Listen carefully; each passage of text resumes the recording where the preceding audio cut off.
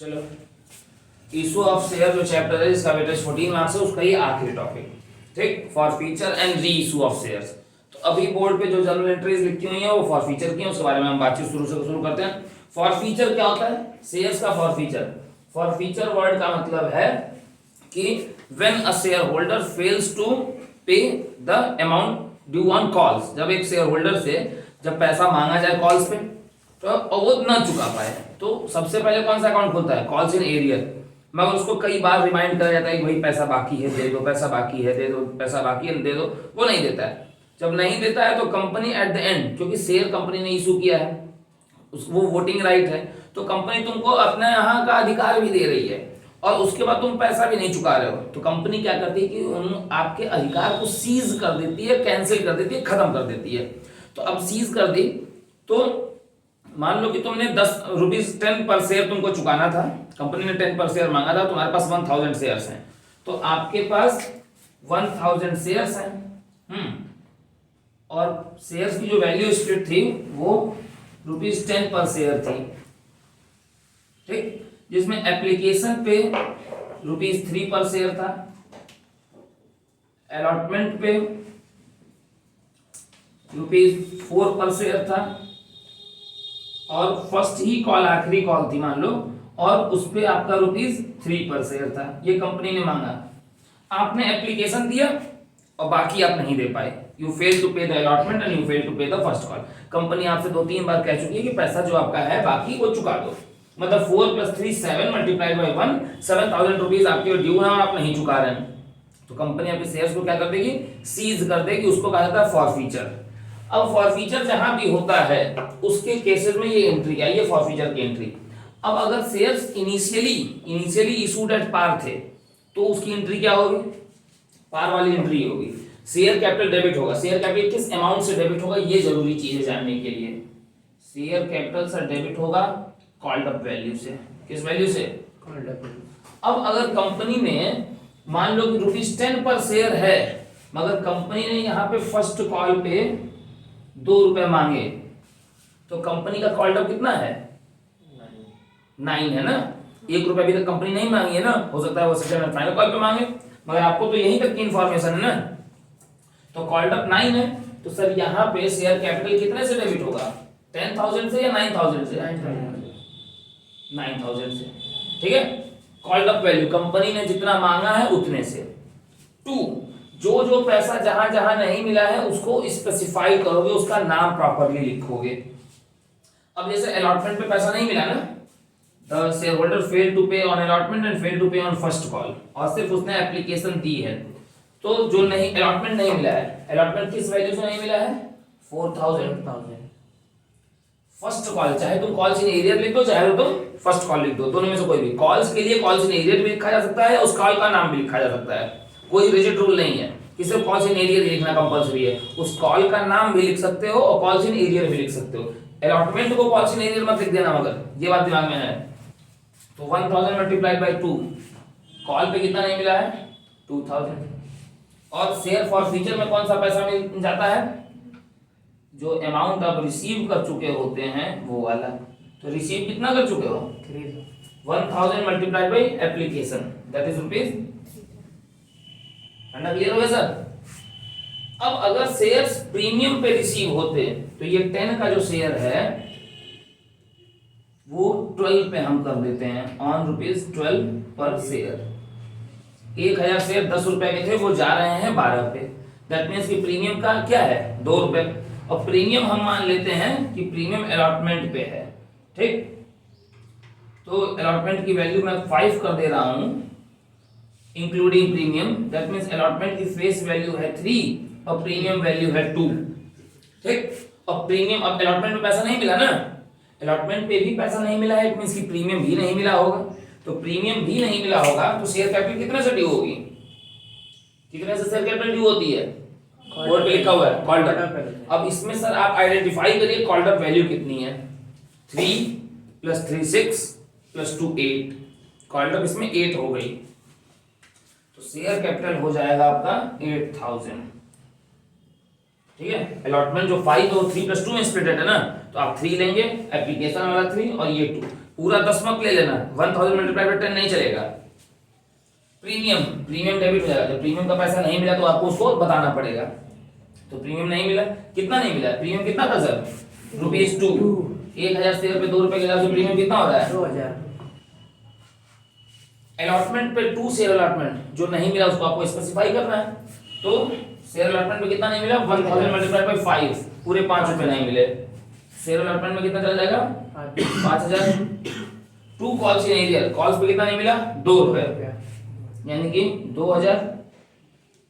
और मिला कितना है, 3000। 1000 मल्टीप्लाइड बाय 3, 3000। ठीक, करना क्लियर सर। अब मान लो कि शेयर्स इशूड हो प्रीमियम पे ही, ये हो गया सेकंड केस। ठीक है, ये आपकी फॉरफीचर की प्रीमियम की एंट्री है, व्हेन प्रीमियम नॉट रिसीव्ड। ठीक है, व्हेन प्रीमियम नॉट रिसीव्ड। अब मान लो कि शेयर्स इशू हो प्रीमियम पे मगर प्रीमियम का पैसा मिल चुका हो, ठीक है, प्रीमियम का पैसा रिसीव्ड हो, तो फॉरफिट करना हो तो क्या एंट्री बनेगी, तो सर ये वाली बनेगी। सर इस एंट्री और इस एंट्री में फर्क क्या है, entry number 1, entry number 2, entry number 3। मैं पूछ रहा हूं कि सर सेकंड और थर्ड में फर्क क्या है। सेकंड एंट्री में प्रीमियम नहीं मिला है तो उसको दिखाया गया है, डेबिट किया गया है, और थर्ड एंट्री में प्रीमियम मिला है तो उसको इग्नोर कर दिया गया है। तो प्रीमियम इग्नोर होगा तो साथ साथ सर प्रीमियम का पैसा भी इग्नोर होगा पूरी अकाउंटिंग से। शेयर कैपिटल कितने से डेबिट होगी, मान लो अब देखो यहाँ पे टिक कर दूं, अलॉटमेंट भी मिला हो, मान लो एप्लीकेशन भी मिली हो, अलॉटमेंट भी मिला हो, ठीक, तो कैपिटल कितने से डेबिट होगी, 3 रुपए एप्लीकेशन, 3 रुपए अलॉटमेंट, ये 2 तो काउंट होना ही नहीं है, भूल जाओ इस काउंट 2 को। 6 और 2 8, तो शेयर कैपिटल कितने से डेबिट होगी सर, 8000 से 8000 8000। अलॉटमेंट पे कितना नहीं मिला, अच्छा अलॉटमेंट पे मिला है, इसको तो एंट्री नहीं करनी है, इसको तो लिखना ही नहीं है, ये वाली लाइन स्किप हो जाएगी। ठीक है, ये वाली लाइन वहां पे आप नहीं लिखोगे, एक चीज तो स्किप कर दोगे अकाउंटिंग में। ठीक, 2 कॉल्स इन एरियर, कॉल पे जो नहीं मिला है वो 2 रुपए, 1000 मल्टीप्लाइड बाय 2, 2000। और मिला कितना है, शेयर फॉरफीचर में वही पैसा जाता है जो मिला होता है, तो 3 रुपए यहाँ के और 5 रुपए यहाँ के। बच्चे यही गलती करते हैं, 8 रुपए ले लेते हैं। अभी क्या बोला, प्रीमियम को काउंट ही नहीं करना है, तो ये 5 क्यों काउंट कर रहे हो, तुम सिर्फ इस 3 को काउंट करो ना, ये 5 नहीं काउंट होगा। काउंट क्या होगा सिर्फ प्रीमियम को भूल ही जाना है ना, कहीं प्रीमियम का जिक्र है इसमें, लिखना ही नहीं है, लिखना ही नहीं, तो प्रीमियम का पैसा 2 रुपए क्यों काउंट कर रहे हो, उसको भी इग्नोर कर दो। तो 3 प्लस ये 3, ये वाला 3, इस 5 में 3, 6 बन गई एंट्री सर। शेयर अलॉटमेंट नहीं लिखा जाएगा, क्यों नहीं लिखा जाएगा सर, जो वो लिखा जाता है ना जो नहीं मिला हो, और जो मिला होता है उसको शेयर फॉरफीचर दिखाते हैं। तो अलॉटमेंट मिला है ना, टिक लगा हुआ है यहाँ पे, तो मिला हुआ है, तो ये मैंने लिख दिया है। जैसे कई बार ऐसा होता है कि एप्लीकेशन पे ही प्रीमियम है, मान लो कि एप्लीकेशन का ही वैल्यू मैं कर दूं 5, 3 + 2, ठीक,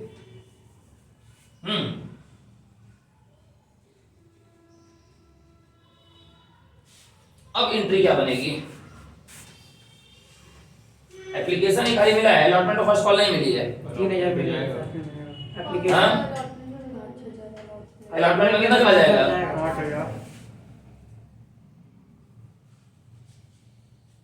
ठीक,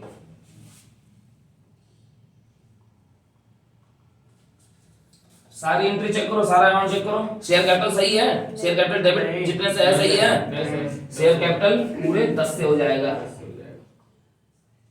क्योंकि 5 मतलब 3 + 5 8 + 2 कॉल का पूरा 10 है ना, शेयर कैपिटल डेबिट कितने से इस बार हो जाएगा, 10। अलॉटमेंट पे कितना नहीं मिला, 5000। फर्स्ट कॉल पे कितना नहीं मिला, 2000। और मिला कितना, 3000। ये प्रीमियम तो भूल ही जाना है, तो शेयर फॉरफीचर में कितना चला जाएगा, 3000। फंडा क्लियर हो गया सर। Yes, sir. अब ये नोट कर लो, उसके बाद मैं तुमको बता देता हूं, फॉर रीइशू तो हो गए, रीइशू बाद अगला प्रोसेस क्या है, सॉरी उल्टा बोल रहा हूं ना, फॉरफीट तो हो गए शेयर्स, फॉरफीट होने के बाद कंपनी के पास वो शेयर आ गए, तुमसे पैसा भी हमने रख लिया, जो भी तुमने छोटा मोटा अमाउंट दिया, पूरा नहीं दिया था ना, जो भी दिया था वो कंपनी सीज कर लेती है, वो पैसा वापस नहीं होता है, ऐसा नहीं होता है वो पैसा वापस हो, ये कंपनी का कैपिटल गेन है, ये कंपनी का फायदा है। भाई तुमसे शेयर भी मैंने ले लिया और पर शेयर जो भी तुमने थोड़ा बहुत पैसा दिया था वो भी मैंने ले लिया, ठीक। तो ये मेरा क्या है, फायदा है ना। भाई शेयर तो मैं दोबारा इनको बेच के पैसा बना लूंगा और आपका जो पैसा मेरे पास पड़ा हुआ है वो अब मैं आपको वापस नहीं करूंगा। तो जो पैसा मिला होता है ये 3000 या यहाँ का 3000 या यहाँ का 3000 व्हाटएवर, ये कंपनी का क्या है, कैपिटल गेन है। तो amount received on share forfeiture is capital gain. अब कैपिटल गेन है तो कैपिटल गेन से क्या बनाए जाते हैं, कैपिटल रिजर्व, ठीक है। कैपिटल रिजर्व मगर तभी बनेगा जब वो शेयर दोबारा किसी और को इशू हो। अब दोबारा इशू होने को क्या कहा जाता है सर, री इशू कहा जाता है। री इशू तीन तरह से होता है, पार पर भी, प्रीमियम पर भी और डिस्काउंट पर भी। ये नोट कर लो, फिर री इशू की एंट्री बताएंगे और फिर amount transfer to capital reserve बताएंगे, फिर ये चैप्टर पूरी तरह से हो जाएगा खत्म।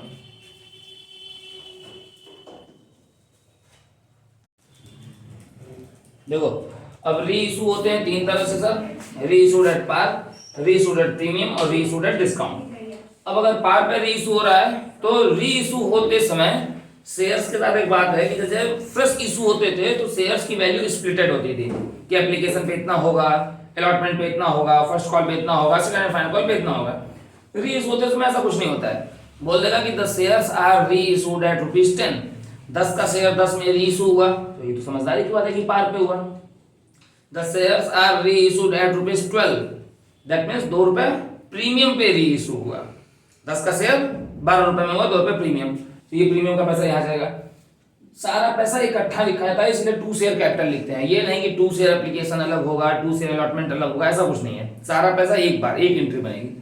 और शेयर्स आर री issued at ₹8 fully paid up. अगर ये वर्ड जब दे दे फुल्ली पेड अप, इसका मतलब है कि 10 का शेयर 8 में हुआ है तो री इशू होते समय क्या हुआ है सर, 2 रुपए का लॉस। तो वो जो 2 रुपए का लॉस होता है वो कहाँ जाता है, लॉस ऑन इशू जो है, लॉस ऑन री इशू जो है वो आप कहाँ लिखते हैं सर, डिस्काउंट। डिस्काउंट, वो तो केस डिस्काउंट का है, मगर एंट्री में जो डेबिट होती है चीज वो होती है share for future debit. Bank account में आप क्या लिखते हैं, जो आपने पैसा रिसीव किया है, और शेयर कैपिटल में क्या लिखते हैं, 2 शेयर कैपिटल। तो 2 शेयर कैपिटल में आप क्या लिख रहे हैं, वो पैसा जो आप क्या कर रहे हैं, कॉल्ड अप है, called up value of share, जो शेयर की कॉल्ड अप वैल्यू है वो आप लिख रहे हैं, ठीक। अब उसमें से क्या होता है कि पैसे को उसको उठा के, चाहे बोले चाहे ना बोले एग्जाम में, आपको पैसे को कैपिटल रिजर्व अकाउंट में ट्रांसफर करना है, ठीक है। तो कैपिटल रिजर्व में आप कैसे ट्रांसफर करते हैं, gain on forfeiture minus loss on री इशू। अब अगर लॉस ऑन री इशू, अगर शेयर्स पार पे री इशू हुए थे तो लॉस ऑन री इशू 1 रुपए का भी होता क्या, अगर पार पे री इशू हुए होते या प्रीमियम पे तो लॉस ऑन री इशू कुछ भी होता क्या, नहीं, तो पूरा पैसा उठ के कहां चला जाता, कैपिटल गेन। मगर अगर शेयर्स डिस्काउंट पे री इशू हो रहे हैं तो लॉस ऑन री इशू हुआ है ना, ठीक है। तब गेन ऑन फॉरफीचर जो आया था अमाउंट, वो गेन ऑन फॉरफीचर को मैं बता दूं, गेन ऑन फॉरफीचर का पैसा आपको पाना कहां से है, वो आपको पाना है एंट्री में शेयर फॉरफीचर की क्रेडिट की एंट्री में से वो पैसा उठाना है, ठीक है। और लॉस जो मिलेगा वो कहां मिलेगा, शेयर फॉरफीचर के डेबिट में। अब शेयर फॉरफीचर क्रेडिट कहां होता है, फॉरफीचर की एंट्री में, और शेयर फॉरफीचर डेबिट कहां होता है, री इशू की डिस्काउंट वाली एंट्री में, बाकी में तो होता ही नहीं है। तो जो डिफरेंस निकलेगा उसको क्या कहा जाएगा, उसको कहा जाएगा sir amount transferred to capital reserve. फंडा क्लियर हो गया, इतनी सी बात। अब एक छोटी सी बात और है, हो सकता है कि सर आपने 1000 शेयर्स फॉरफीट किए हों। अभी एक जो एग्जांपल हमने दिया था उसमें हमने 1000 शेयर्स को फॉरफीट किया था, मगर री इशू हम कम कर रहे हैं, री इशू मान लो हम 600 शेयर्स री इशू कर रहे हैं, ठीक। और री इशू में मान लो बहुत बेसिक सी बात, पार पे कर रहा हूं, या री इशू मान लो मैं डिस्काउंट पे कर रहा हूं, पार पे भी कर रहा हूं डिस्काउंट पे भी कर रहा हूं, दोनों केस या तीनों केस पे मैं री इशू कर रहा हूं। पार पे भी, प्रीमियम पे भी, डिस्काउंट पे भी।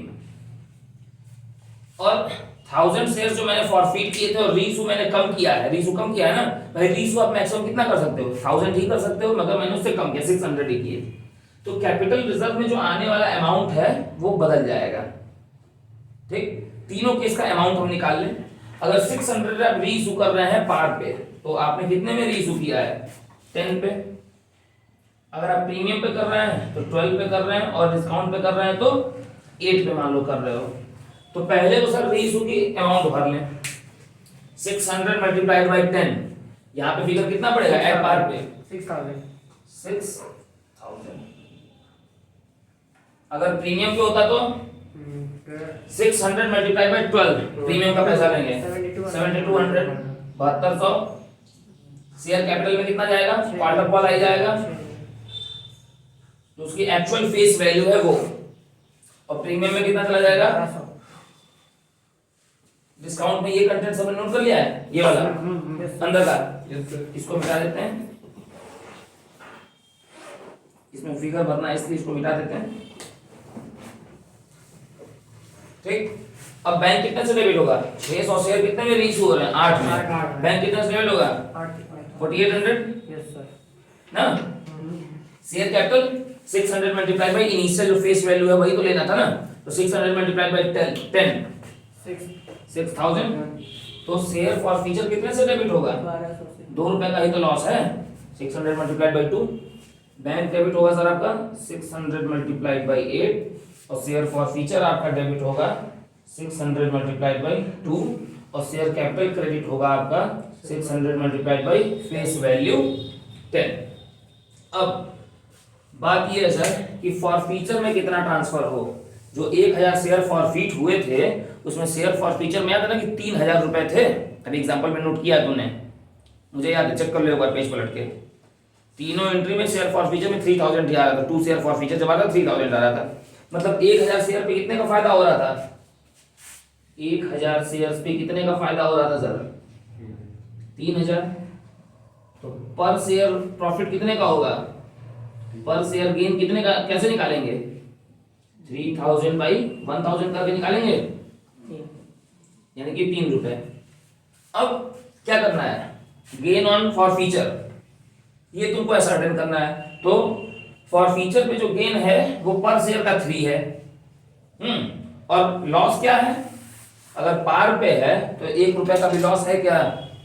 ठीक, तो पहले केस में अगर केस नंबर 1 की बात करिए कि अगर अच्छा रीइशू पूरे 1000 ही हुए हैं कि कम हुए हैं, कम हुए हैं, कितने, तो आपको निकालना क्या पड़ेगा sir, actual amount transferred to capital reserve. अब ये कैसे निकलेगा सर, अगर केस नंबर 1 है तो 600 शेयर है मल्टीप्लाइड बाय ₹3 पर शेयर का ही प्रॉफिट था, तो 600 मल्टीप्लाइड बाय 3 कितना, 1800। तो गेन ऑन फॉर फ्यूचर कितना आया, 1800। लॉस कुछ है क्या, लॉस है, अब भैया पार को कोई लॉस नहीं होता है, तो लॉस में आप 0 लिख दो, 1800 माइनस 0 करोगे कितना आएगा, 1800। तो पहले केस में एंट्री जो बनेगी कैपिटल रिजर्व की वो कितनी बनेगी, 1800। ठीक, ये हो गया केस 1। केस 2 में आते हैं सर। तो 600 मल्टीप्लाइड बाई 2, सॉरी 2 नहीं 3 है ना, पर share profit 3, that is 1800 minus premium पे हुआ है तो लॉस वैसे ही नहीं कुछ हुआ है, तो इसमें भी 0, तो इसमें भी क्या पड़ जाएगा, 1800 ही पड़ जाएगा। तो ये जो 1800 है वो केस नंबर 2 में भी यही एंट्री बन जाएगी, यही अमाउंट पड़ जाएगा। केस नंबर 3 डिस्काउंट पे हुआ है, लॉस कितने का है सर, 2 रुपए, तो फायदा कितने का आपको हुआ है, 600 मल्टीप्लाइड बाई 3, 1800 का फायदा, और 600 मल्टीप्लाइड बाई 2 का लॉस हुआ है ना, तो 1200 का लॉस। डिफरेंस कितना आया, यानी कि केस नंबर 3 में ये पैसा क्या पड़ेगा, 1800 की जगह क्या पड़ जाएगा सर, बस ये समझ में आ गया तरीका। क्योंकि जितने शेयर्स फॉरफिट होंगे कभी भी उतने ही शेयर रीइशू नहीं होंगे। तो आपको पर शेयर प्रॉफिट निकालो। देखो मैं स्टेप बता दे रहा हूं, सबसे इजी तरीका है, बुक्स में भी और भी तरीके हैं, आपको जो पसंद आएगा वो करेंगे। आप पहले पर शेयर प्रॉफिट निकाल लो। पर शेयर प्रॉफिट आ गया। पर शेयर प्रॉफिट निकालने के बाद जो रीइशूड शेयर हैं उनसे, रीइशूड शेयर से, फॉरफिटेड से नहीं, रीइशूड शेयर से अमाउंट ऑफ प्रॉफिट निकाल लो। 1800 हमने निकाल लिया रीइशूड से। अब माइनस क्या करो, लॉस। लॉस अगर हुआ है तो कोई बात नहीं भाई, यहाँ 1200 का लॉस हुआ है तो माइनस करके फिगर लिख दो, और नहीं लॉस हुआ है तो लॉस माइनस करने की आदत डाल लो। नहीं लॉस हुआ है तो जीरो लिखना, और हुआ है तो लॉस को माइनस करना। मगर सबसे पहला काम क्या करना है, पर शेयर प्रॉफिट निकालना है। उसके बाद अगला काम क्या करना है, रीइशूड शेयर से आपको एक्चुअल गेन कंसीडर करना है। Actual gain, reissued number of forfeited से नहीं करना है, रीइशूड से करना है, बस खत्म हो जाएगा। एक और जरूरी बात, पूरा चैप्टर खत्म हो रहा है। एमसीक्यूज में एक सवाल पूछता है, डिस्काउंट मैक्सिमम कितना दे सकते हैं? आप रीइशू जो है वो डिस्काउंट पे कर सकते हैं ना, मैक्सिमम कितना डिस्काउंट दे सकते हैं? मैक्सिमम कितना डिस्काउंट, जैसे 1000 के शेयर पे 7 रुपए, 1000 शेयर की वैल्यू 10 रुपए थी, इसमें से 7 रुपए मिला था फ्रेश इशू के टाइम, ठीक है। तो री इशू करते समय आप डिस्काउंट पे, मेरा मन है कि मैं पार पे नहीं करूंगा, मैं प्रीमियम पे भी नहीं करूंगा, मैं डिस्काउंट पे री इशू करना चाह रहा हूं और 7 में पा चुका हूं, तो मैं कितने की वैल्यू पे इसको री इशू करूं? मिनिमम कितने की वैल्यू पे? वो वही वैल्यू होती है जो आपको रिसीव हो चुकी होती है। डिस्काउंट उतना ही यहां दोगे जो यहां पे पा चुके, यहां पे उतना ही डिस्काउंट दोगे जो पा चुके हो। कितना पा चुके हो? तो यहाँ पे कितने का डिस्काउंट दे सकते हो? 7 का डिस्काउंट, 7 का दे सकते हो। 7 पा चुके हो तो डिस्काउंट कितने का दे सकते हो? 7 का। तो रीइशू कितने पे कर सकते हो? मतलब एक ही सवाल को दो तरह से पूछेगा, मैक्सिमम कितना डिस्काउंट दे सकते हैं या मिनिमम कितना रिसीव कर सकते हैं, दोनों का एक ही बात है ना। जैसे ये कलम है, इनके पास है, मैं इनके पास पहुंचा, मैंने बोला भैया कि ये, मैंने पूछा ये कलम कितने की है, इन्होंने बोला 10 रुपए की। मैंने बोला भैया मैक्सिमम कितना डिस्काउंट आप दे सकते हैं, ठीक। तो ये कहते हैं कि 7 रुपए, मतलब मुझे कितना चुकाना होगा? 3 रुपए ना। ये अगर कहती हैं कि 7 रुपए का आपको डिस्काउंट मैक्सिमम हम दे पाएंगे, तो मुझे कितना चुकाना होगा? 3 रुपए। और ये पहुंचे और इन्होंने पूछा ये कलम कितने की है, तो ये बोले 10। इन्होंने पूछा कि मिनिमम कितने में ये कलम आप दे देंगी, इन्होंने बोला 3। दोनों बात तो एक ही हुई ना, मैं भी 3 ही चुकाऊंगा, ये भी 3 ही चुकाएंगे, बस सवाल पूछने का तरीका अलग। एग्जाम में ऐसे ही पूछेगा, या तो मैक्सिमम अमाउंट ऑफ डिस्काउंट पूछेगा या तो minimum amount to be paid पूछेगा, दोनों का सेंस एक ही है, ठीक। अब वो क्या है, the amount received on forfeiture, जितना फॉरफीचर पर रिसीव किए हैं उतने ही का डिस्काउंट होता है, ठीक। पूरा ये 14 नंबर का, और उसमें का भी 4 नंबर अगर बोलो तो 24 नंबर में से 18 नंबर का शेयर वाला जो पूरा कंसेप्ट है, शेयर एंड डिबेंचर, 18 नंबर की पूरी टॉपिक कंप्लीट हो गई है। इस चीज को यहीं पे खत्म करेंगे। अगले वर्किंग डे पे, अगले वीडियो में, जो कि हो सकता है मोस्ट प्रोबेबल वो लास्ट ही हो, हम उस पर बातचीत करेंगे। डिबेंचर्स, और डिबेंचर्स में भी सबसे जो जरूरी टॉपिक है वो क्या है, रिडम्पशन के वेरियस केसेस, 6 केसेस रिडम्पशन के हैं, और रिडम्पशन में भी इशू की एंट्री आती है, सिर्फ इशू की, डिबेंचर्स को रिडीम होने की नहीं। इंटरेस्ट ऑन डिबेंचर भी सिलेबस में है, उसको भी फोकस करो सारे लोग। Loss on issue of debenture account भी बनाने को आता है, ठीक है। तो हो सकता है 2 वीडियोस में हम इसको कन्वर्ट तब कर लें, मगर interest on debenture, loss on issue of debenture, और 6 नंबर का एक क्वेश्चन तो आना कंपलसरी है, ठीक है, इशू ऑफ डिबेंचर, जिसमें रिडम्पशन है, रिडम्पशन की इशू की इंटरेस्ट, क्लियर। तो ये आएगा। आज की बातचीत को यहीं पे खत्म करेंगे, उसके आगे देखेंगे, इसको नोट कर लो। Bye bye.